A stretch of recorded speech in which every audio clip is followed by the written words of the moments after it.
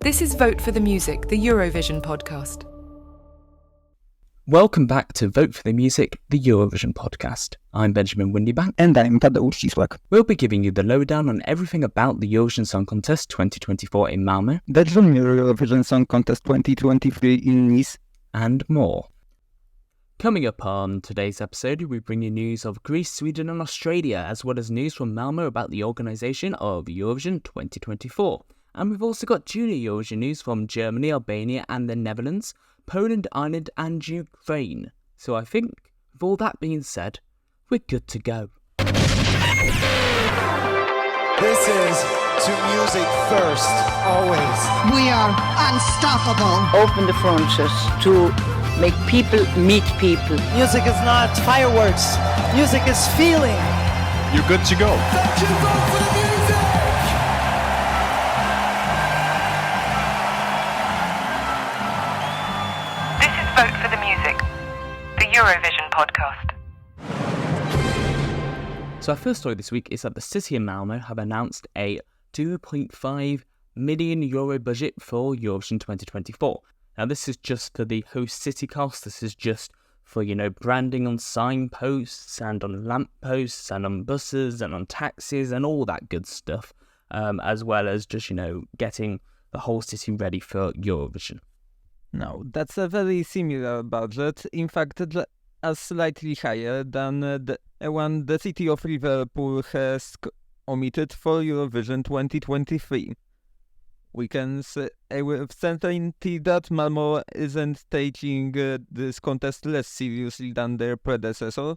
However, it should be noted that Sweden is known for making incredible savings during their contest production.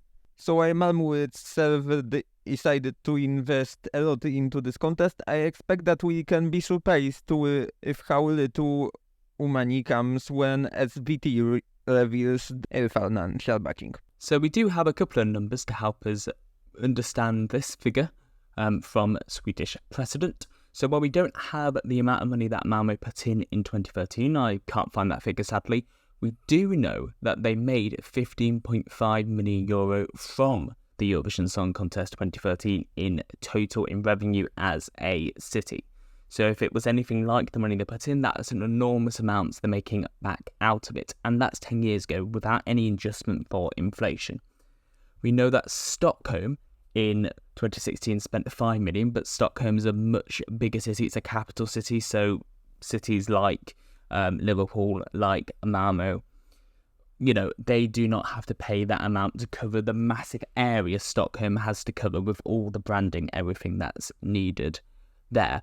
And then from Liverpool, we do know, while we don't know the whole figure of how much they've made from Eurovision in total yet, we do know that Liverpool One, the shopping centre, just the Liverpool One shopping centre made £20 million in revenue from the Eurovision Song Contest being in Liverpool. And that's just the shopping centre, so the city as a whole probably even more than that. And considering that was only €2.3 million or £2 million, that's a lot they've made from that, and Malmö will be looking to replicate the same figure.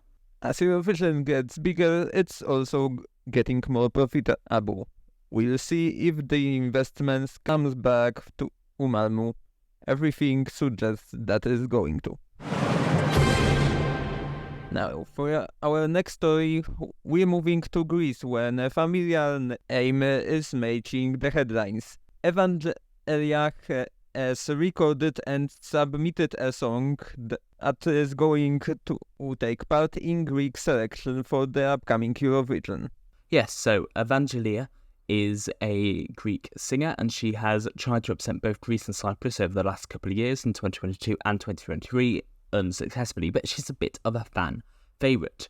We have to remember last year she submitted a song called Pali to the Greek broadcaster, which didn't make it. They chose Victor Vernikos, What They Say Instead, and that song has gone on to become a bit of a hit.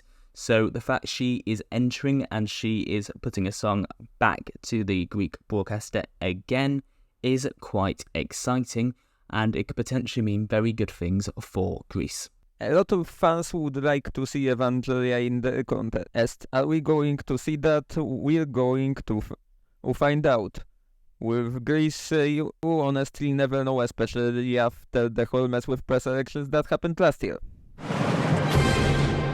Next, we move to our host country next year, to Sweden, and their national final, Melodifestivalen, one of the big fan favourites, has announced their host cities and dates for next year's edition.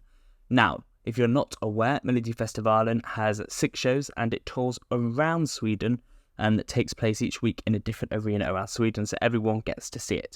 So the dates that have been announced are Heat 1 on the 2nd of February in Malmö Arena, in the very arena that Eurovision 2024 is going to take place just 3 months later, which is quite interesting. So if you want to get a preview of what the Eurovision arena is like, what Malmö's like, perhaps what your hotel for Eurovision 2024, if you're going, you can go to a Eurovision event on the 2nd of February and get a practice run at it. Heat 2 happens a week later on February 10th in Göteborg in Scandinavia. And then for Heat 3 on the 17th of February, we're going to Växjö in the Vida Arena for the 3rd week of Melodifestivalen 2024. A lesser-known city of Eskilstuna has been chosen as a host of Heat 4 on February 24th. Stiga Sports Arena is going to guest Swedish artists and their fans. Replacing Andra Chansen, we have this year's brand new edition of Heat 5 on the 2nd of March, which is going to the Lofsberg Arena in Karlstad. And finally, for the final of Melodifestivalen, we come to the capital, Stockholm, as on March 9th, on Friends Arena, we're going to find out who's going to represent Sweden on their soil. Now, it has to be noted that there isn't a single northern city amongst these, and normally with Melodifestivalen they do try and go to somewhere in the north, and that's not happened this year. I think the official reason SVT have given us is that all the arenas in the north are booked up on those days, which seems a bit odd considering that a lot of them would be looking very much to host a Melodifestivalen in Heat.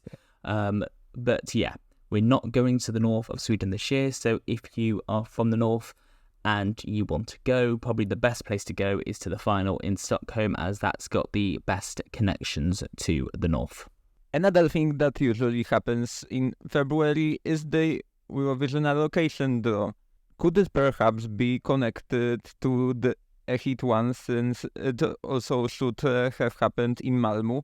Yes, it's quite interesting that Sweden's 2024 Eurovision journey is going to start in Malmö with the first heat of Melodifestivalen on the 3rd of February. And as you say, that's because the end of January, start of February is usually when the handover and allocation draw happens in the host city. So we could very well have a situation where they're on the exact same week. So you might have early in the week, we have the start of Eurovision 2024 in Malmö, followed by Melfest, or they might do something interesting to combine the events, which would certainly raise a few eyebrows. One of the big things that has happened here recently is the branding reveal, the slogan reveal, that kind of thing. Maybe they might use Melfest to cover some of that.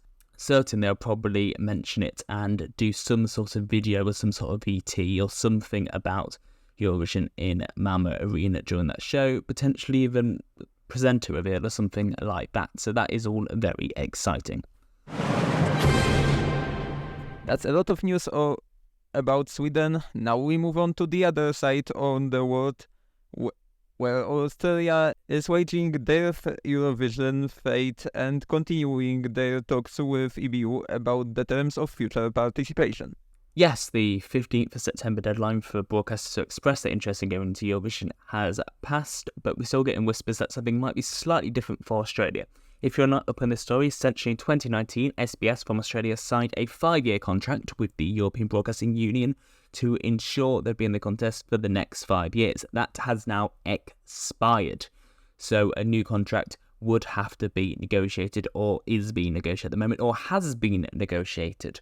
Obviously, a lot of worries are about Australian withdrawal. That does not look likely, otherwise we would have heard something by now, you would think.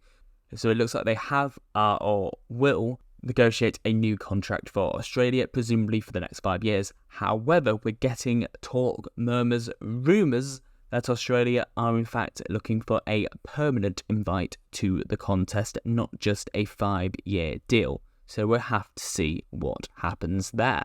Australia has participated in the Eurovision Song Contest 8 times now, as well as tried to participate in 2020, which obviously hasn't happened due to pandemic.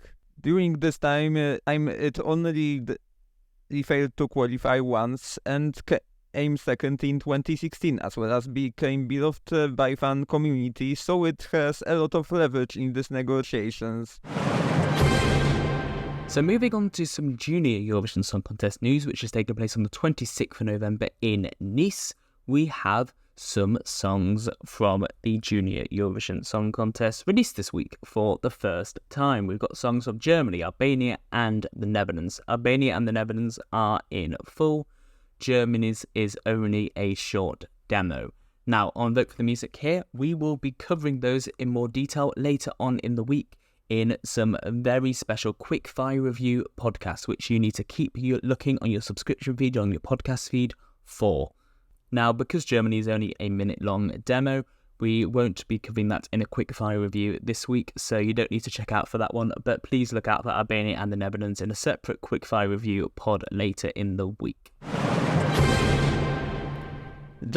Germany have decided their participant, Fia and her song On Volte, are going to come to Nice in November and represent Germany. Ohne Worte haben wir uns sofort verstanden.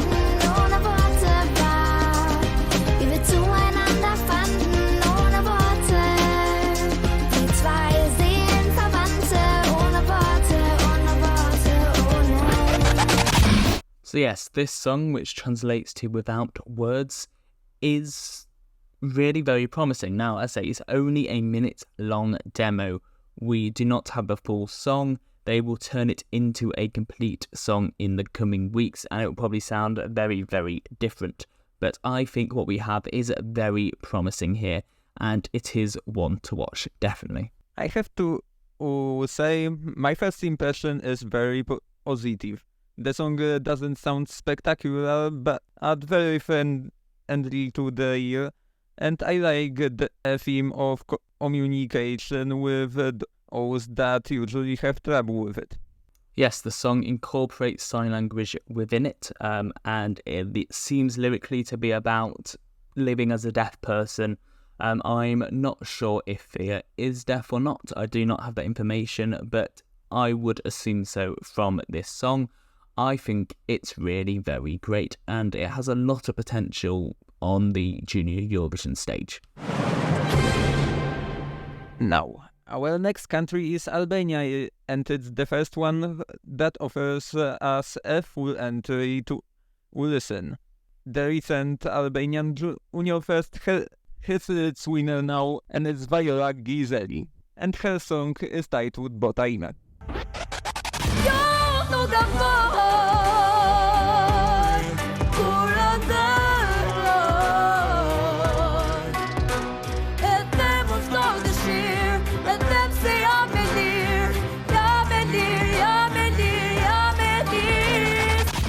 The song overall is a great question mark. It can really go either way. For now, I am very interested and I start to quite enjoy it. However, it may turn out that I am eventually going to hate this song.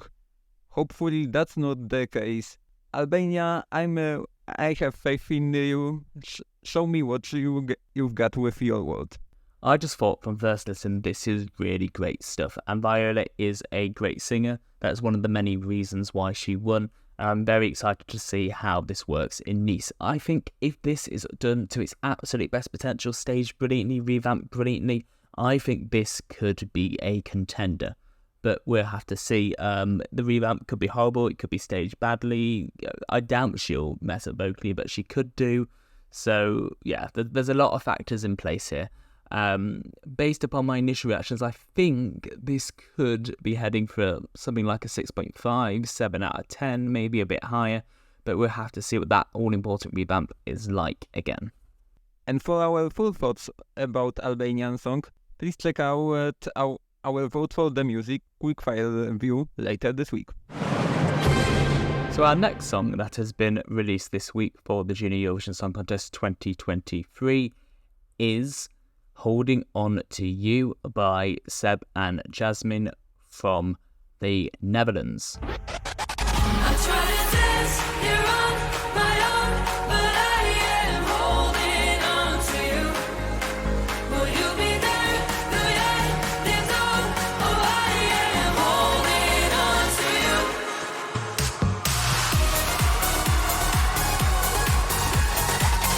While the song is a step up from what we've seen from Netherlands in recent years, at least in my opinion, this is still not what I would like to see from Netherlands at Junior Eurovision. So my rating, while I'm more positive than some ratings I gave in the past, is still going to be a very restricted 5.25 out of 10 for Holding On To You. Yeah, I agree, that kind of thing. I'd probably give 5.5, maybe a 6 at a push. I think it's fine. It's better than average. It's certainly listenable. It's not annoying. It's just that I think it's nothing particularly special in the way others do. That's just my view on it. And I think out of the 3 entries that we've got, I think it's the weakest. I would probably go with a 5.5 out of 10 for the Netherlands. And for our full thoughts, please check out our Vote for the Music Quickfire Review later this week. After talking about the songs that already were selected, time to talk about songs that are about to be selected. Last week, Ich Szansa na Sukces had its third episode. The winner this time was the last performer in the lineup, Maja Krzyżewska, who performed at the Set Fire to the Rain. Maja joins Leon Olek, Gracjana Górka, Filip Robak and Daria Malicka in the grand final of Szansa na Sukces, which is going to take place today at 3:10.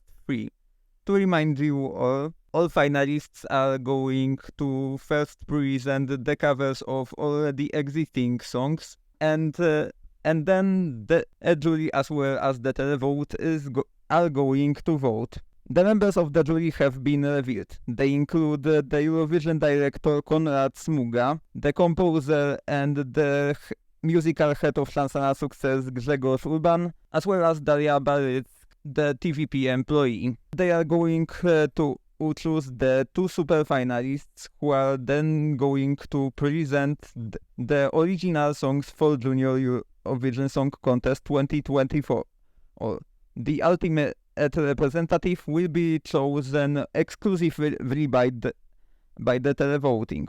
Later on today at 3:10, look out for the final of Poland's selection, where they will be choosing their song for the Junior Eurovision Song Contest 2023. And we should be seeing our 4th song for the contest, our 3rd in full from Poland, which we will cover here on Vote for the Music, the Eurovision podcast, next week for you all. Now, another selection coming to the close is the Irish one, and as we have received this week the results of Junior Eurovision era Hit 3. Yes, so we've had the 3rd week of Junior Eurovision Air from TG4, and Ellen McLaughlin has qualified with 26 stars and will be going through to the final. The last country making Junior Eurovision headlines is Ukraine, as the 5 songs competing in the Ukrainian Junior Eurovision selection are now out and for all you to see. The selection is going to take place on 1st October. Yeah, so whatever song gets picked in the selection on the 1st of October, which will be hosted by Timur Roshenko and Anna Tulivia, I think it's probably going to work very well on stage in Nice, because Ukraine do revamps like Albania, but they do very, very good revamps, very strong revamps, and I think we're in for a real treat no matter what they pick. Even if we're not particularly warm on it to begin with, I really trust the Splinter to do something very interesting here. So, moving on to what's becoming a regular portion at the end of these episodes, we have some tributes and best wishes, some sad news to deliver about former Eurovision contestants. The sad news have reached us that Franco Migliacci has died at the age of 92. For those unaware, Franco Migliacci is a songwriter responsible for the lyrics of Nel Blood I Pinto di Blu, better known as Volare, the 1958 Italian entry. Franco Migliacci had a distinguished career as a lyricist and as an actor in many films. We wish the best to everyone in his family, everyone who's fans of him, everyone who's mourning him right now. He created a masterpiece, the first Eurovision Song Contest to be a really big hit. It's a real loss, and our best wishes are with everyone. So I think it's only right we leave you with a bit of Volare here. Volare, oh, cantare, oh. So the next death we sadly have to report on is Peter Horton, and he was the Austrian entry in 1967, and he has died at the age of 82. Peter Horton came 14th in 1967, performing Warum es 100.000 Egypt. Every Eurovision entry and every Eurovision input is important, and we're grateful for all it. Our condolences and best regards to his family, loved ones and fans. Es auch die Arme wieder Frühling wird, oft schöner als für den der Wein. And then finally, you might be aware, it has been quite prominent in the Eurovision discourse and chatter that Danny from Voyager, who Australia's entry this year in Liverpool, has been very sadly diagnosed with cancer. And we wish absolutely the best luck for him with his treatment, which is going ahead very, very soon. And I know Eurovision fans around the world are hoping and praying for his full recovery. For Voyager fans, it's a shame that their tour, which was supposed to happen this year, has been delayed until next year. But I think everyone can understand why. And we hope, beyond hope, that that tour will go ahead now unaffected from next year. So, Danny, Voyager, everyone, we want to be able to say the words. Promise me it's gonna be alright.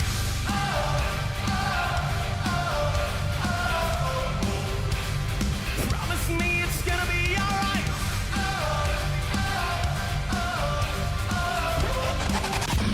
So, with all that being said, please remember to follow us on Spotify, follow us on Apple Podcast, on Amazon Music, wherever you're getting your podcasts.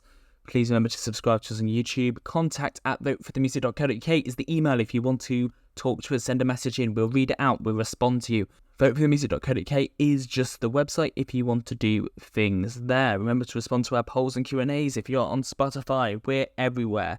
Please listen, please keep following. Our Quickfire Reviews are out later this week. Check your podcast feeds for Albania and the Netherlands. Find our thoughts in full. So, thank you, and remember to vote for the music. This is Vote for the Music, the Eurovision podcast.